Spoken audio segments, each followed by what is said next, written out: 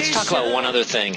And that is, I have a question for you guys. The news was just published that the iPad is now going into version 2 production. I don't know if you saw this, but thank goodness they're putting a video camera on that thing. Now I'm going to become a customer, finally.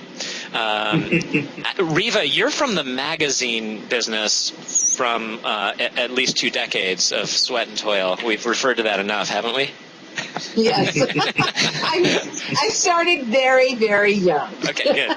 And I'm just curious, with the richness of the experience of the iPad and with a variety of media companies developing essentially digital-only versions of newspapers and news aggregation services, is the magazine dead?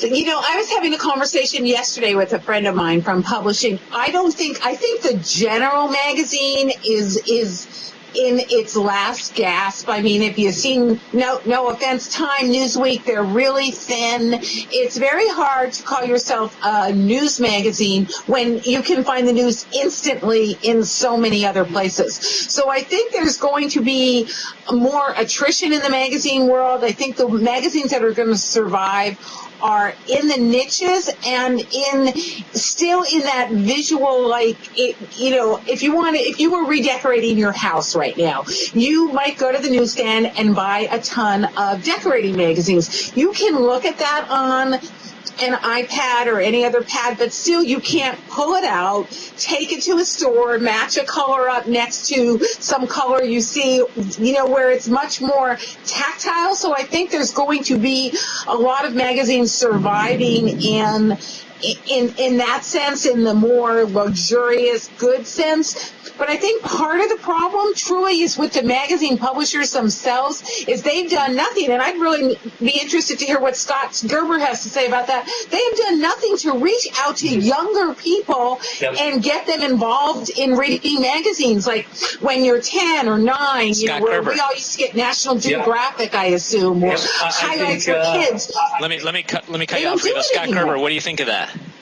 I think that magazines, the one that survive, are going to stop calling themselves magazines and start calling themselves multi-channel brands. Really, they have to start to figure out ways in which to monetize what they have, and that's the brand awareness across multiple channels and many years of that. But again, you're still seeing it, to Riva's point. I can't imagine somebody other than a handful of my friends actually going to buy Time magazine right now. In the same way, I can't picture them even looking at it on an iPad. So it doesn't really matter. The key is going to be in the content and the delivery mechanisms, but most importantly, it's going to be in the ways in which they target us, that it's relevant. I mean, I think most things are in the magazine world are clearly not relevant for a young generation, even all the way to how they get advertisers involved. So I would like to see how this morphs. I'm actually very curious to see the social experiment that is Murdoch's The Daily, and see how that plays out. But at the end of the day, my thing is, a brand is going to die if it can't get customers, and either way, whether you want to call it a magazine, a newspaper, or a widget, it's still going to die if you can't get the next generation of customers. And I think you Gen Yers are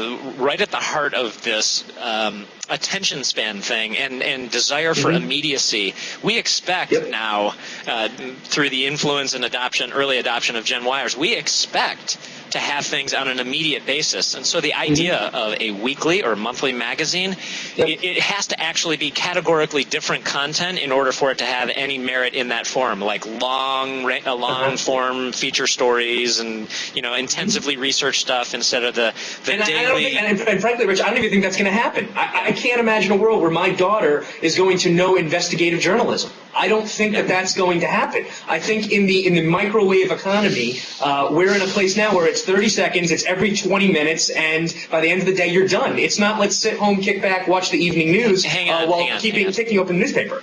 You just said microwave economy. Is that your term, or did you pick that up from someone? No, I think I just made that up on the fly. So if you want to trademark that, hold on, I can write up a sign.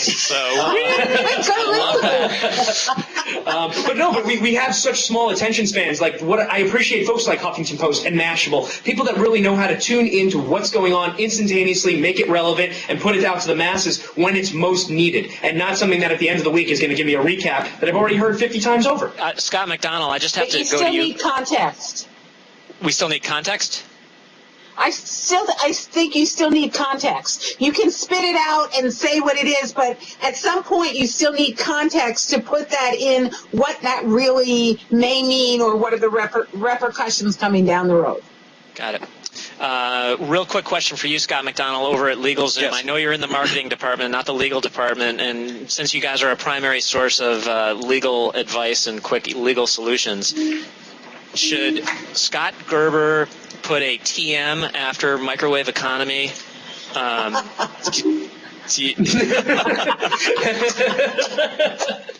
Hey, listen, LegalZoom is not a law firm. We can only provide self-help services at your specific direction. So Disclaimer. There's a lot of great information for Scott, and I would suggest if he does want to trademark the term to come to LegalZoom, I'll get him a discount today. Hey, but I wanted to talk about the Own the your newspaper. brand, Scott. Own your brand. Yeah.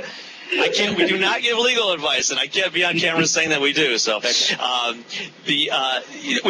a funny billboard in Los Angeles, and it's got this kind of older guy, late 50s. He's got a newspaper in his hand, and he's turning over his shoulder. He's saying to his wife, "Honey, this news is from yesterday." Looking really confused. And it always makes me laugh when I pass it, and I think that it's the same for magazines. It's the news is going to continue its very quick death spiral as it relates to magazines, but there's a couple that I subscribe to, and I think they do a very good job of either the opinion pieces or the investigative pieces, and combine it with kind of a really nice tactile feel, which is Vanity Fair. I think does a great job at that. Tied to Vanity Fair, offline and online, and also the New Yorker. Both magazines I can't imagine kind of losing for those reasons, and I enjoy both in either offline or online.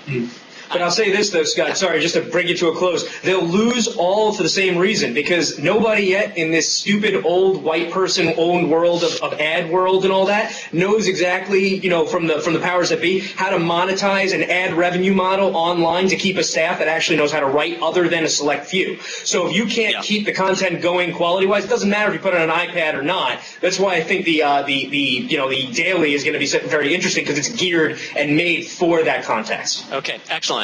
Let me thank you so much for your perspectives, your views on the news. I love this Braintrust. It's awesome. And honestly, I look forward to this hour each week when we can get together and just talk it all out. It's great.